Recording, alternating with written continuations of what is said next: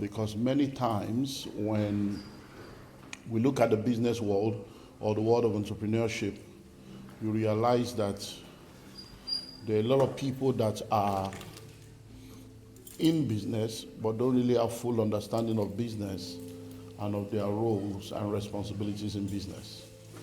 And when it comes to business, there are two aspects to business and entrepreneurship.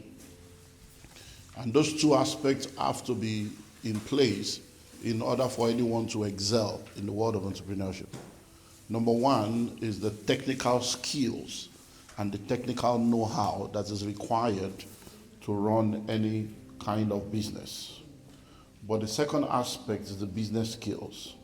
So, for instance, you are a fashion designer and you run a fashion outfit, you've gone to fashion school, you know how to do designs, you know how to do all kinds of stuff with reference to seaming, sewing, drawing, and all the stuff. But that does not necessarily mean that just because you're a fashion designer that can design, that you can run a fashion business.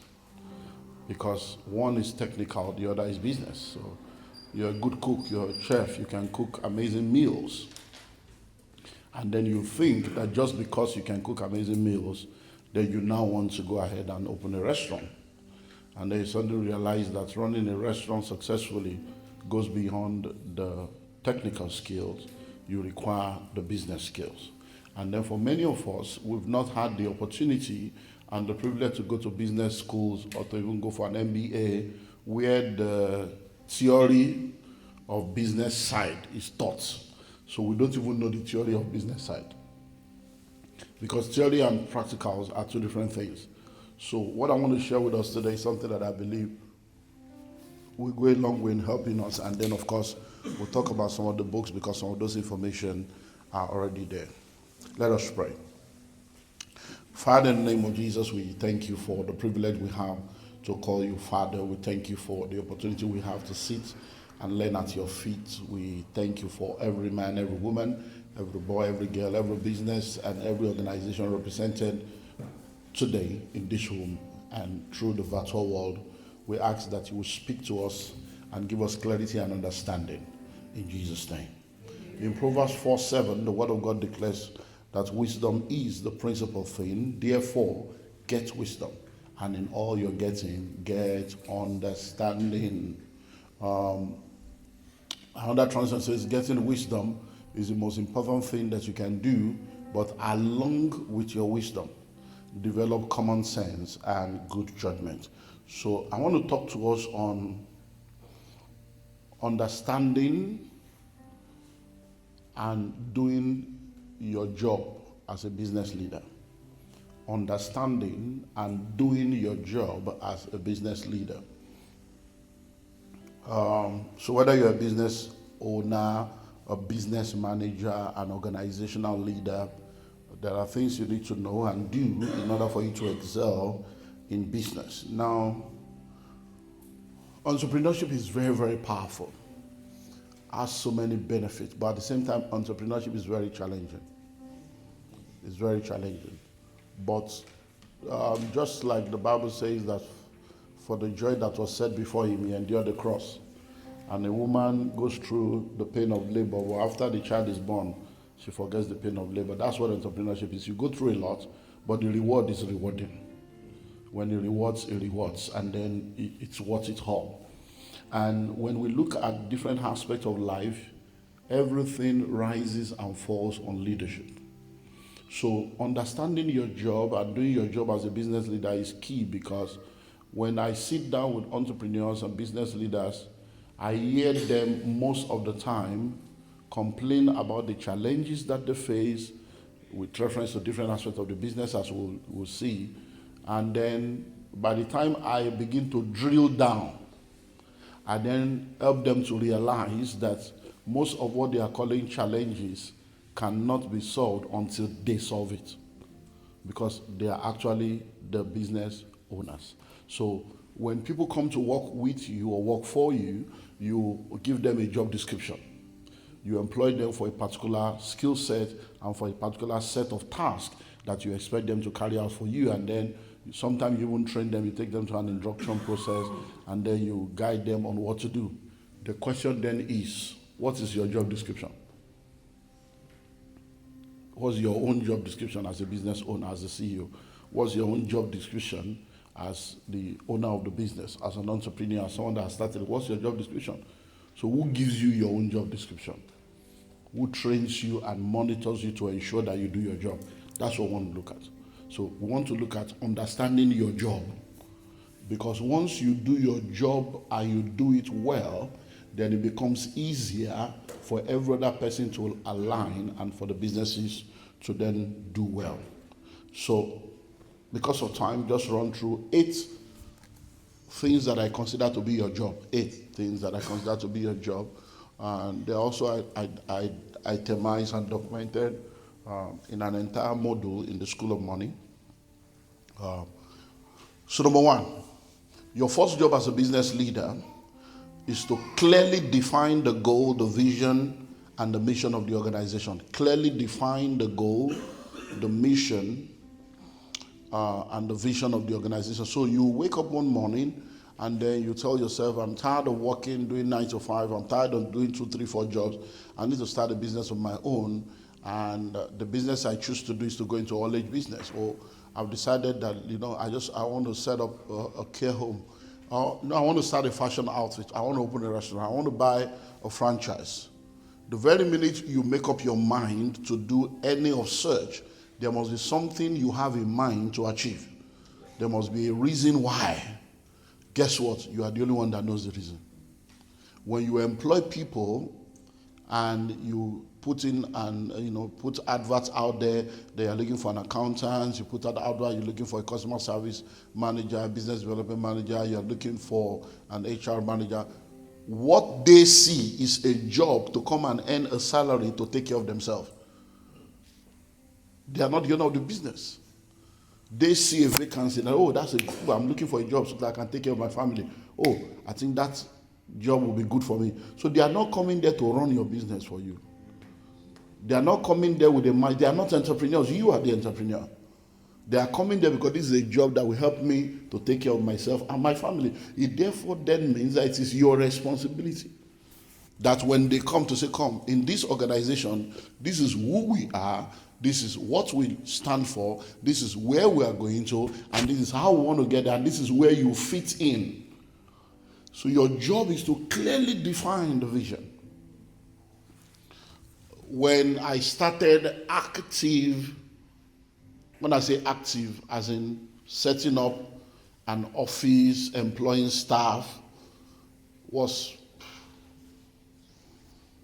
like 1998, a long time ago. And then I realized that even though I had a great vision, I could not achieve a lot of things. I kept growing and learning about business. Then by the year 2000, 2001, I realized that I would love to have a group of company that will have a global footprint. So having a group of company that has a global footprint then means, in my own country, where I come from, in order for you to have a group of companies, you need to have 3 companies, independent companies that has run concurrently for 3 years, and then you can then put them together into a group. So we have a group structure. Then you can have what is called an holding company or holding structure. So I knew that means I had to have 3 businesses, and those 3 businesses must run concurrently for like 3 years with their own audited account. And then I come and then, so when I had that vision that I'm going to set up a group of company, what did I do? As people started coming in, I knew, because of what I'm sharing with you now, that okay, if somebody is joining me today, that person that is joining me today has the potential to become the MD of one of the subsidiaries in another 5, 7, 10 years or whatever. So what did I do? As people started coming in, I helped them to understand that you are here today. So we started what is called Common Sense Limited. You have been employed by Common Sense Limited, but Common Sense Limited is going to become Common Sense Group. It's going to become a group of, and I showed them the 9 subsidiaries. So we're going to have Common Sense Travel and Tours. We're going to have Common Sense Consulting, Common Sense Training, Common Sense TV, Common Sense Estate, So At a point, we had each of those businesses as a table in the office. So you come into the office and you see 9 tables. And then somebody sitting down there that is just a staff, but with a vision that you can become the MD of this when it becomes a company of its own. Now, when you sell that kind of vision to people and it's clear, then they see out that they have a future in that business beyond just their personal sustenance. And it happened. Became a group of companies with nice subsidiaries and a global footprint over a period of 14 years. Why? Because the vision was very clear. And then I have people that work with me for 10, 15, 20 years. So how do you get people to stay with you for 20 years? How do people stay in one company for 20 years? Why do they stay in one company for 20 years? Why do they stay? It's because of the fact that they have a vision. They know that, okay, when you are 10 years, this will happen. When you are 15 years, this will happen. You have the potential to become this. They can see themselves in the. So that's your first assignment. Clearly define the vision, the mission, and it's beyond mission board and vision board and having something on the wall, our mission, our vision. It's beyond that. It has to flow into the policies, the structure, the culture, and it has to be visible and tangible for people to know that this is real. This is not just formality. So that's number one. Number 2, your job is to put together a winning team. That's your job. People don't hire you, you hire people. When you own a business, people can come on board as part of your business because you had a vacancy and you invited them to come on board. So it's your responsibility to put your team together. Life is a team sport and you cannot win alone.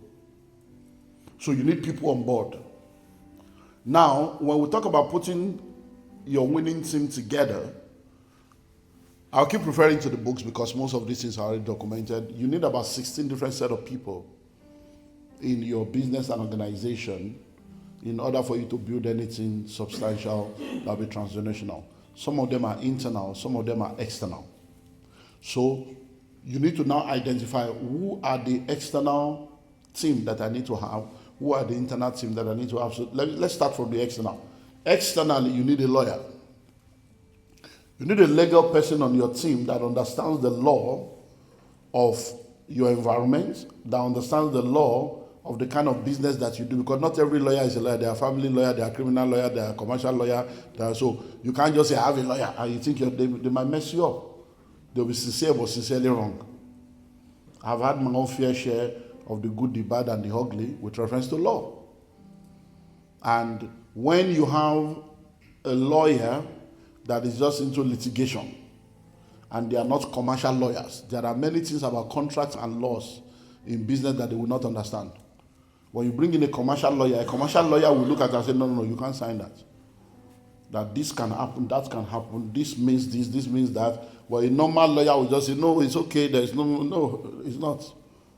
So sometimes, as we began to grow, and we started bringing in specialized lawyer for specialized field, when I read some document, I'm like, why didn't you think about this? That these guys know their job because that's their area. They understand that. So you need a lawyer. You need someone that has someone that can help you with auditing and tax issues, because that's another aspect of business that many people don't take serious, then it ends up messing them up. There are a lot of tax incentives, a lot of tax advantages that you can have as an entrepreneur, but if you don't know they exist, you're not going to know. So you need publicists. You need people that understands, how to push what you are doing to the right people.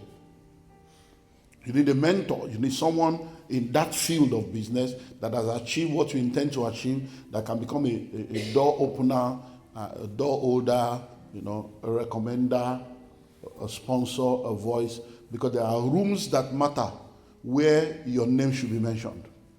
And when your name is mentioned in those rooms, there should be a voice speaking for, not against you.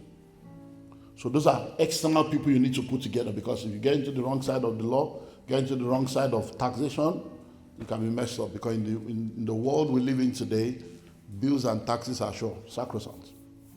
But if you know how to play the game of money, you can get a lot of benefit as an entrepreneur.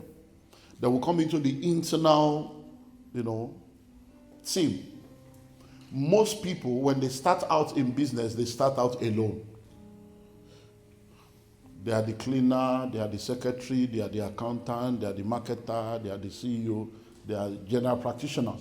But you can't build a sustainable business, you can't build a global business doing it alone. Oh, I work from home. It's okay, but that's for a level. So there are some things you can't do saying I work from home. Now, so if you then want to build a big business that will be global and do substantial stuff, that means you then need to have a setup that is solid. That means you need to then begin to invite people. So questions that people normally ask is, when do I start employing people? Who are the first set of people I should be employing? How am I sure I'll be able to pay them? So let me see, try and answer. So number one, when do I start employing people? Now, in business, one of the things we mean when we say you have a business is that you have a system that works without you. So if you have to be physically present for everything to work, you are not in business, you are running a trade. You are a trader. So if you have to be physically present, that's not a business. So you are just doing a solo trade. And that's why you are a sole proprietor. So now, but if you want to do well, you need to have system. So system means save yourself stress, time, energy, and money. So in order for you to build something substantial, you then need to identify what are the stressors in this business, what are the things that takes my time, my energy, and my money, and how can I leverage on other people's skill, other people's expertise, so that they can then come in and do all these things while I focus on what I can focus on. Because as a business owner, when you start out in business, you start out being a general practitioner, but there is an area of core competence that you have. But your job really is to be at the top to coordinate teams and coordinate things and to ensure that the business is growing and doing what needs to be done, as we'll later see. So you then need to ask yourself, am I ready to grow this business? So once you realize that in the heart of hearts of your inner being, you are not okay with where you are. When you start out, most people start out based on survival. Just want to survive, let me get something, so they call it side hustle, let me just do. You can't build global business with hustling mindset. A survival mindset cannot be the global. So when you get to a point where you're like, I'm not okay with where I am, I think we need to scale up, then you need to employ. That's the time to employ people. Now, so you need to bring people on board. Next question will be, where do I start from? Who do I bring in first? Now, once you have an office, you have a place that you have a key to, that you open and you close. The first person you need is more of a utility staff. Just someone to open the door, close the door, answer calls, take messages, nothing special. So that nobody will come to your office and then you say you open from 9 to 5 and they get there by 10:30 and the door is locked and you have a phone number on the door and they are calling, don't worry, please hold on for me. I'm about 25 minutes away. I just, no, you're not ready. You're not. Someone must be there. So that's the first person you need. No serious experience, nothing spectacular. Just the ability to open the door, close the door, answer yes or no, pick calls, take messages, so that, oh, don't worry, we'll get back to you. Can you just leave a note? That's all. Once that is done, the next person you need, if you don't have it outsourced, is a finance person. You need someone to keep the books, because if your books are not in order, trouble. But if you already have that sorted out, you have good software, you have the right kind of apps, you have maybe a tax consultant, a financial consultant that have given you what to just do entry and all this, so then you may not need, but that's the next thing you need. You need someone that will help with finance. Now, the next thing you need after that will then be marketing and sales. Will then be someone that will help bring in the money. Then the next thing you need will now be to come back again, and then we'll start talking about admin, customer service, HR. So you look at it like that. And if you need to employ more than one at the same time, then you use this to guide yourself on what needs to be done. Then the next question is, how do I pay them? I can tell you for free, when they come, the money will come. Everyone that has employed people always think of where will I get the money to pay them. But by the time you employ them, the money will show up. The money will either show up from your pocket. From your pocket. Because you then have to cut costs in other things to ensure that the money will show up. Or by their presence, your business will have more orders and more ability to make more money. And then all of a sudden, you'll be able to pay them. So that's your second job, put together a winning team. So when you say that, oh, this person is not doing this, person is not doing that, you hire them. That's why we say don't hire those you cannot fire. Don't hire people you can't fire. And if you don't train them, don't blame them. So when people come on board, you train them. Training should be a continuum when it comes to your organization. Because they don't know about the business. It's your business. They don't know about it. They don't know what your vision is, and if you don't communicate it, they're not going to know. Number 3, make the company strong on the inside. That's your responsibility. Make the company strong on the inside. And that talks about putting systems, proper systems and structures in place, establishing the proper policies, and ensuring that everything that needs to be done is done. If your business is not strong on the inside, there's going to be a lot of issues. You're going to have a toxic work culture. You're going to have a toxic environment. There's going to be downtime. There's going to be waste of time. You're going to be paying people for what they are not doing. You're going to end up having fraud. You're going to be having loss of possible income. You're going to have a lot of issues that will come up just because the structure is not there. Where I come from, people can go to work for a whole day and do nothing, because the system and structure is not there. But in the same country, there are organizations that you go into and you have to work. So in our own organization, in those days, we used to have what we call login book, login. So you log in by signing in. When you resume, sign out when you are going. But because of the value system, somebody can sign for you. So you may not come and somebody will sign that you came. But now it's fingerprints and biometric. So when you are not there, explain how your fingerprints will show up and your biometric will show up. Why? That system has changed again. So people that will normally tell you, I went to drop my son in school, and all those, so they will resume. All the excuses just dies because they know how to cover for me. So if they come 2 hours later, you don't know, they can fix that they came 2 hours ago. You are not there to see things, but now we have technology to help with that. When we started, many of the technology that exists now did not exist. Procurement policies, how do you recruit? So it's your job to sit down, how do we recruit people? So we're looking at recruitment policies. Who are the kind of people that can work here? What are the processes of interview that we go through? When we employ people, what's the culture of the organization? When people finally come in and we employ them, what's the cash policy? What's the procurement policy? In my country, where I come from, people can go to work and they'll be on YouTube and they'll be on Netflix inside the office and be watching movie with your data. And they'll be gisting and talking about the latest movie, talking about football in office, and they'll be there all day, but they are doing nothing.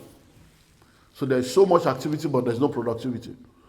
But with the proper system, you log in, no YouTube will show up. You log in, Netflix will not show. Nothing shows except what you need to work with. Then you can't even go into the office with your phone. So there are a lot of things that's now your job to put up, because you can just assume that everybody is like you. No. So that's your job, to build the business and make sure it is strong on the inside.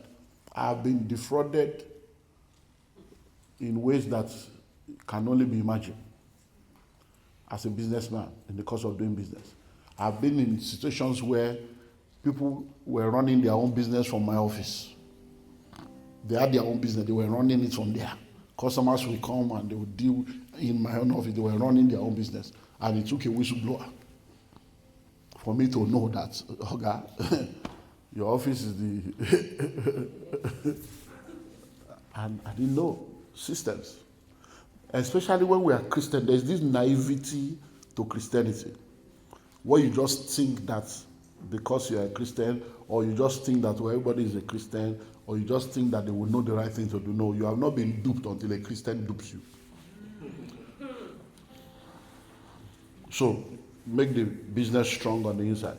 So sit down, ensure that all this is so from stock keeping, procurement. In procurement, you need to have policies. And you need to have guides. Well, technology has really helped a lot of things. So I tell people, as when we started out, we had to use our head to go through the stuff. But now technology, if you have the right tools, they can go a long way in helping you.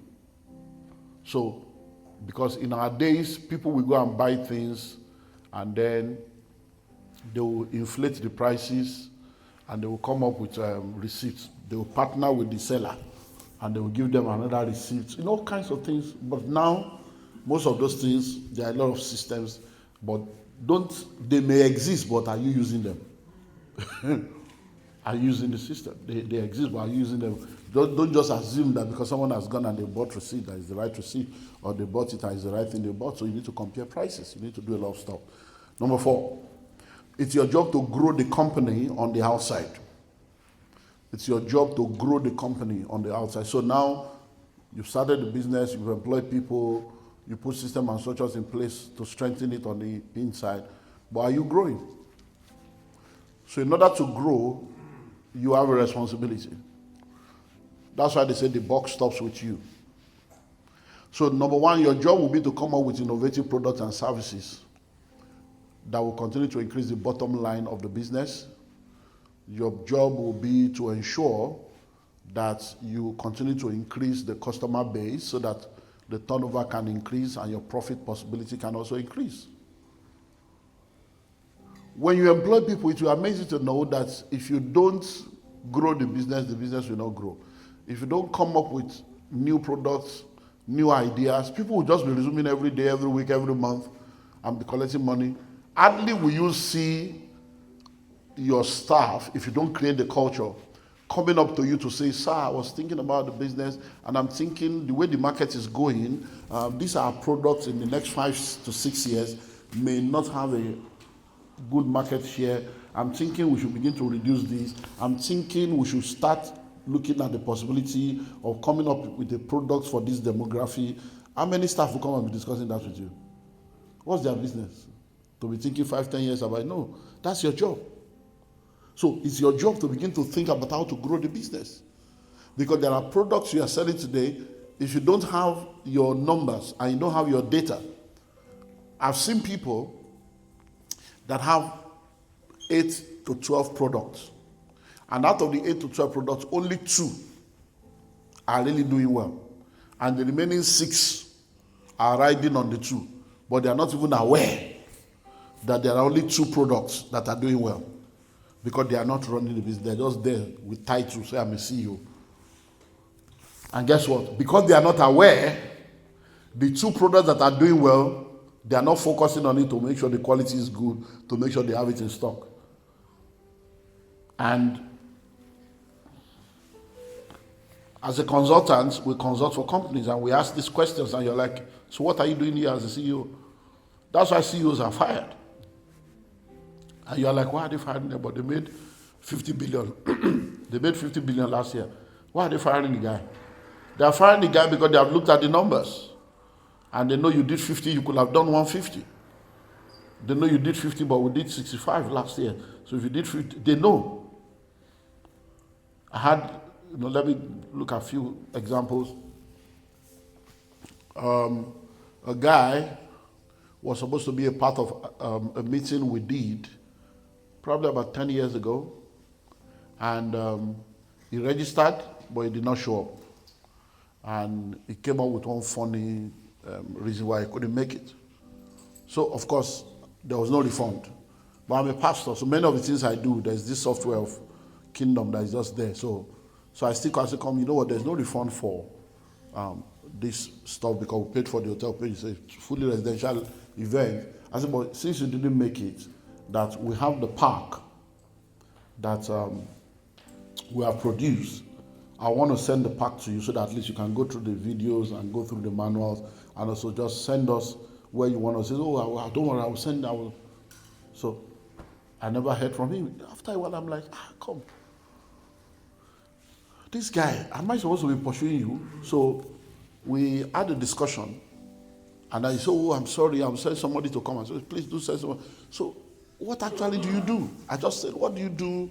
And then they say, you explain, oh, that's why I couldn't come. And I said, so now, in the course of discussion, I now realized that he was actually doing very, very well in business, but he had only one customer. Yeah, one customer. One customer. And that one customer was giving him over $3 million a year. It's a chain of stores. So he manufactures, he handles the sublets and arm of what they do to him, like a backward integration stuff. So he's the one that supplies all their stores all over the country for that particular product. So he had to now open a factory to be producing for them and them alone. I don't like, you're making so much money, but what happens if this company goes belly up? Baba, never.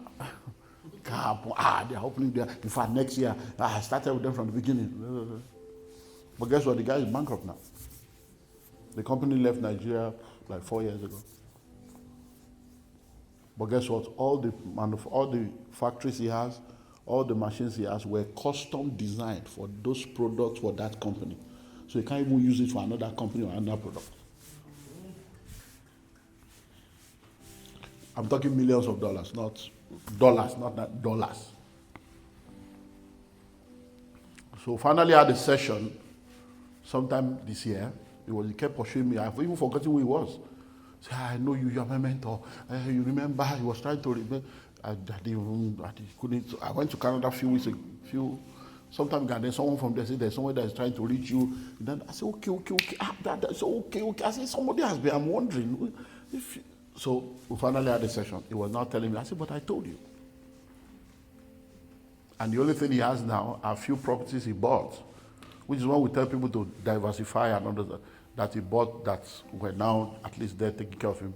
And guess what? He's now divorced. Because I tell a lot of people, well, if you're not there, try and be there tomorrow night. It's going to be very powerful because we're talking about wealth, family, and all that stuff. I tell a lot of people, many of you are not married, you only think you are. Because the person you are married to cannot stand with you in troubled times. When we say for better, for worse, they have changed it to for better, for better. For richer, for richer. You'll be shocked and amazed that you don't have a wife, you have a knife. You'll be shocked and amazed that you don't have a husband, you have a husband. You'll be shocked. When the business went belly up, the woman disappeared. I didn't come to suffer, soft life. Another company, I'm telling you, building the company, strengthening it on the inside, growing it on the outside. Another company, because they did not know their numbers, the exact products that was giving them the return that they required was the exact product that they stopped producing. And they focused on other product. And then we came in, and I said, okay, no problem, give me your turnover. Give me your books in the last 5 years. Let's look at your turnover. Let's look at your line item. Let's look at the products that you are selling, which products were bringing in the money, which customer was giving you the money. And then, okay, there's a board there. Do we have the stuff? So, if we do, fine. If not, I can do with that. So by the time we sat down to do they brought all their data and everything. Guess what? The product that was giving them the real money, about 57% of their income, they had 12 products. 57% of their income, 57 came from 2 products. And those were the exact products that they stopped producing. Why? Because they don't have, thank you. Because they don't have what they need. So your job is to grow the company on the outside. So come up with innovative products, come up with, So let me give you the master principle for unending growth.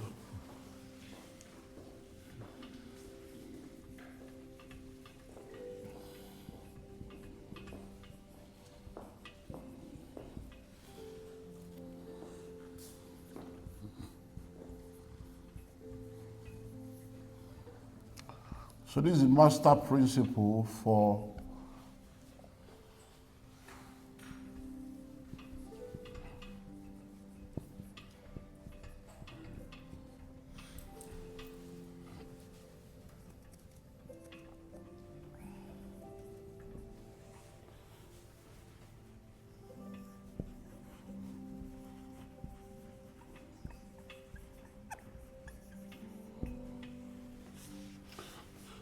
So this is the master principle for unending growth in business anywhere in the world. It's the master principle. It takes you to $1 million, takes you to $1 billion, takes you to $1 trillion. That's all. So you want to grow the business? That's all you need to keep doing. Keep coming up with new products for your existing customers. And keep getting new markets for your existing product. That's all. The master principle for unending growth. As simple as it is, it takes you to $1 million, $1 billion and all. So we can then sit down and begin to offload this and spend an entire day just offloading this. We can spend an entire weekend of offloading. So what do we mean? You have existing customers, depending on the kind of product or service that you render. So let's look at it. You are a car dealer. You sell cars. Question. If someone buys car from you this year, will they come back next month? No. Will they come back next year? No. They may never come back again. So question. If someone buys car from you as a car dealer, it means you collect money from them once and they are gone forever. That's not how you scale a business. So whatever you are doing, so they are already an existing customer. The question then is, how can I get more money from this person?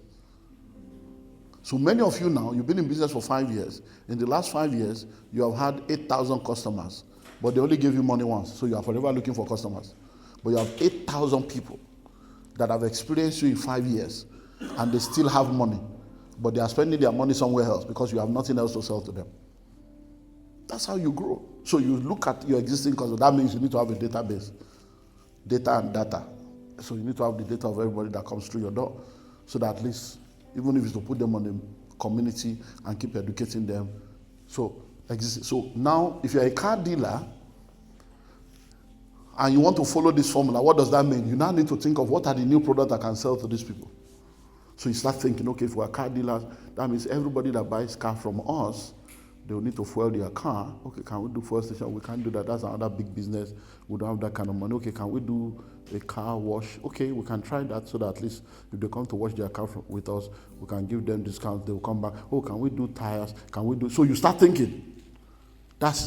You sit down, and that's what is called entrepreneurship. The head is the headquarter. So you start sitting down thinking, what other product can I sell to these people? Then you have existing product, you still have cars, and you are looking for customers. So the cars are sitting down there, they won't sell themselves, and they won't buy themselves. So what do? You need new people to come and buy cars. If you work these people can bring these people. And you can now go to this one and say, you bought from us, you have a track record with us. If you refer somebody to us, we give you a referral bonus. And this person can refer this person to you, and then you get a bonus. And then, so if for instance, okay, in the US, they have, I don't know what you get, but they have MOT, and they have this check you have to do on the cars every year and get this certification renewed and also. So you begin to say, okay, if you come and you want to do that renewal, you get discount because you bought your car. So all kinds of things you can do. This is a master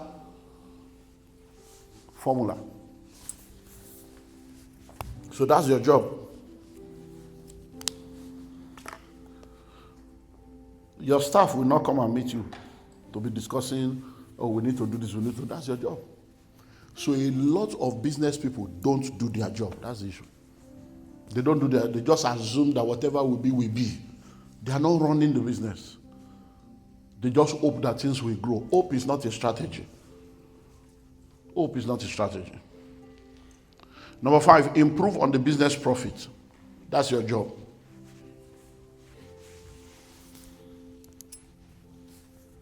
In business, there's what we call cost of funds.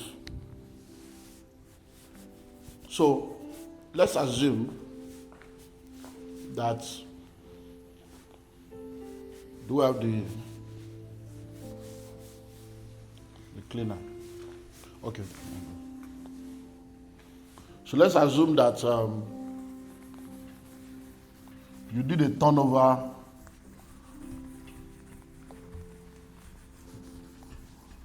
of 2 million, because if you are going to grow your business, you're going to have, at a point, you're going to have what we call corporate governance.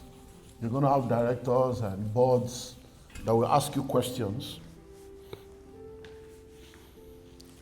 So let's assume you did $1.2 million in 2025. But to get 1.2, you spent $850K to get 1.2. So the cost of doing this is this. That's high. So in your book, we did 1.2, well, you're in trouble. Because now we have 150, so you have 350. Profit before tax. Then there's somebody else that did 1.2, like you, in 2025. But it cost them 380 to get 1.2. Are you seeing the difference? That's why it's because someone that asked me a question, hey, this guy did so much money. I say you are only seeing the turnover. You didn't see the cost of producing that money. So if someone is spending 850 to give us 1 point, and somebody else is spending 380 in another company of the same size to produce this, we'll sack you and go and push this one and pay him more money to come and run business for us. So it's your job to increase the profit of the business. Because people are just, as long as they are, because don't forget survival mindset. Just because you are making money in the business and you're able to pay your bills and you have money left over, does not mean you are running a good business. It's not a thriving business. Because it means there's no future. That means you are going to end up working. That means you can't walk away and hire a CEO and pay good money and be on your yacht and just be enjoying your life with your family. So even though you say you're an entrepreneur, it's that you just created another job for yourself. So it's your job to increase. So if we have a product and it costs us $2 to produce the product, and then we are selling the product for $12, and then we have 4 sets of people within the value chain. So we are not selling directly to the market. So it's $12 directly to the market. But then we have people that buy from us. And when they buy from us, they buy at 4. This one buy from them at 6. This one buy at 8. This one buy at 10. And then it ends up at 12 in the market. So we have to start thinking. Do we need to come up with our own outlets? So that from 2, instead of going to 4, we move to 12. That means we need to do our homework to be sure that by opening this outlet, we are not going to increase expenses that will end up messing up this dynamic. So these are your job. You are sitting there. This is what they call management. I'm an executive. Execute. That is the job. It's like when I say you are a pastor and so what? You are preaching. What is preaching? Anybody can preach. You are preaching so I just preach to start. Why is the church not growing? It's not preaching, sir. The work of a pastor is beyond preaching. Is maybe like 15 to 20% of your job. The real job is outside the pulpit. It's shepherding, it's organizational. So that's the same thing here. It's not to just have big office and be wearing suit and tie and be directing people. Do this. No. One day you will lose that. You will discover that you are out of this. So how do you increase the profit? So the next thing you are thinking of beyond this is, if $2 is our production cost, how can we get to a point where we can actually produce this for 60 cents? So do we need to move our factory? Do we need to outsource production? Why do you think people are having some of the call centers you are talking to, they are in India? So people are going to look for where they can pay 60 cents when others are paying $2. And that 60 cents to the person collecting it is a miracle, is a breakthrough. So that's your job. So you are thinking of how to increase the profit of the business. So you are thinking of pricing. You are thinking of market segmentation. You are thinking of coming up with different flavors of the same product, different packs. You are just, your brain is working. You are thinking of forward integration. You are thinking of backward integration. So if, for instance, when you did your research, you realize that out of this 850, someone collected 400,000 from you. So let's assume you're a restaurant and you do chicken. So your major stuff is chicken. And by the time you looked at your turnover, you realize that you spent $400,000 buying chicken in a year. That means somebody collected more money from you than your full profit. So you are now thinking, how can we become the owner of the chicken so that this 400 is coming to us, it's not going to another company? That's how people open up branches, open up subsidiaries. That's what they call backward integration. You are looking into what are the things that takes more of our money. How can we pay ourselves the money? So at the end of the day, you see a lot of organizations, you see different names, but what you don't know is that they own everything. So they are the owner of the hotel. All the cleaners is from a cleaning company that they own. All the laundry is from a laundry company that they own. All the food that they sell for breakfast every day is from a food company that they own. So they own everything. They are paying themselves. And the money is just going from one company to another, all within the same organization. That's your job to execute. So sometimes you go into a supermarket or you go into, and then you see a lot of products on the shelf. And in your mind, they are competing products. Some of those products are from the same company. Same company, same manufacturers, manufacturing the same products, different name, different color, different brand, just because of understanding the psychology of marketing. I wasn't checking time. Am I good with time? When am I supposed to be done? My time is gone already. Because we really want people to... Q&A. So, okay, so when are we supposed to be done? So what's my timing? Q&A is 5 minutes. In 5 minutes time. In 5 minutes time. So I have 5 minutes more. But you have 5 minutes. Okay, I've done beyond my time. But it's okay. But you didn't give me time. Yeah. People... Okay, so let me just Yes. so let me give you number 6. Then you get the others from the book. So your job number 6 is QC/R&D, quality control. QC, then R&D.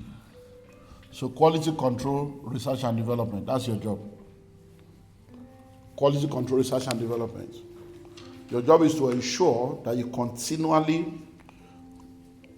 control the quality of the products and services that come from your organization so that you can stay relevant. The more valuable you are, the more value you have in the market. People don't love you. They love what you do for them. the very minute your product or your service is no more meeting their need, they are gone. Because of $1, people will leave you and go to another person, even though they have been with you for 6 years. You'll be amazed at how they will change. People will drive 20 miles to go to somebody that is giving them $1 cheaper than you, forgetting that they're going to spend $5 fuel to go there. It's just the psychology. So you need to control the quality, because don't assume that everything is being done. If you are someone that runs an organization, there are standard operating procedures that have been set up, policies that have been set up. You need to verify that it is being done. Don't just assume that it's been done. From time to time, just do a spot check. Because someone may drop the ball, someone may have been dropping the ball, but you didn't know. Until there's crisis, they will now check and say, oh, you've been doing so, we didn't know. You can't tell people you don't know at that level.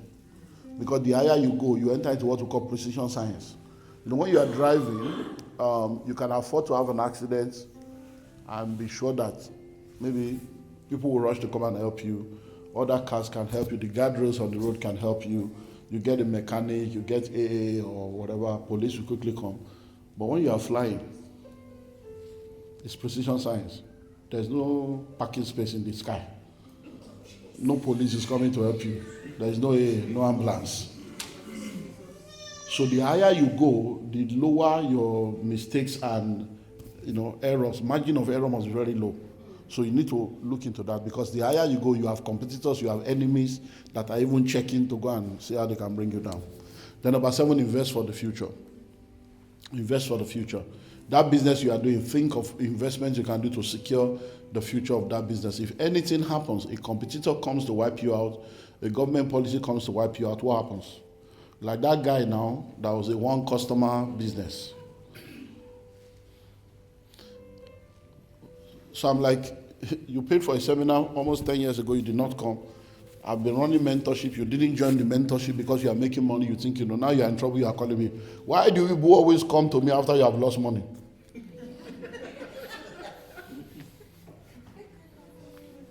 So people go, I wish I've met you. Now, where is the money? You don't have money, you are poor. You are now meeting me. When you were rich and wasting the money and investing in the wrong, why didn't you meet me? So now you are now meeting me, now say you are our daddy. I'm not your daddy. I will charge you money, you will pay. There's no emotion. Where there's a voice, there's an invoice. So I told him, I said, you are welcome, but for us to do anything, you need to first go and pay. There's no room for, because when people don't pay, they sometimes don't pay attention. So invest for the future of that business. Have what I call satanic budgeting. When COVID came, people did not expect it to happen. So just think through your future as a businessman. What happens if this happens? What happens? Do scenario planning and plan for it. Then finally, be a good corporate citizen. Be a good corporate citizen. As a businessman, as a businesswoman, be a good corporate citizen. Make sure your taxes, your statutory obligations, corporate social responsibility. Make sure you are working with, the right people. Look for courses within your country or location where you can really be committed to helping people. And then you'll be good. Thank you. So we have books here.